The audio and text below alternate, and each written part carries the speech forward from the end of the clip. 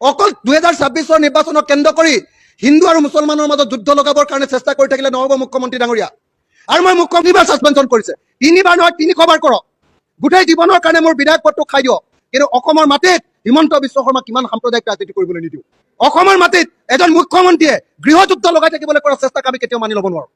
2026 চনৰ নিৰ্বাচনৰ কাৰণে 2002 চনৰ গুজৰাটৰ নিচিনা হিন্দু মুছলমানৰ ইয়াত সংঘৰ্ষ লগাবৰ কাৰণে হিমন্ত বিশ্ব এইটো কৰি আছে। এইটো কথা মই কোৱাৰ কাৰণে মোক এক্সপেল কৰি দিছে, কৰক।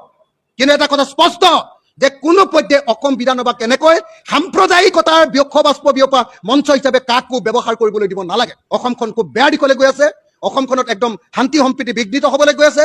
সংবিধানৰ শপত খোৱা মুখ্যমন্ত্ৰীয়ে নিজে যুঁজ লগাবৰ কাৰণে, চিভিল ৱাৰ লগাবৰ কাৰণে, জাতি ধৰ্মৰ মাজত কাজিয়া লগাবৰ কাৰণে এই প্ৰচেষ্টা কৰিছে। আমি সকলো ইয়াৰ বিৰোধিতা কৰা উচিত। মই সমগ্ৰ অসমবাসী ৰাইজক হিমন্ত বিশ্ব শৰ্মাৰ এই উগ্ৰ সাম্প্ৰদায়িক ৰাজনীতিক সকলোকে বিৰোধিতা কৰিবৰ কাৰণে অসমবাসী ৰাইজক মই আহ্বান জনাইছো। ধন্যবাদ।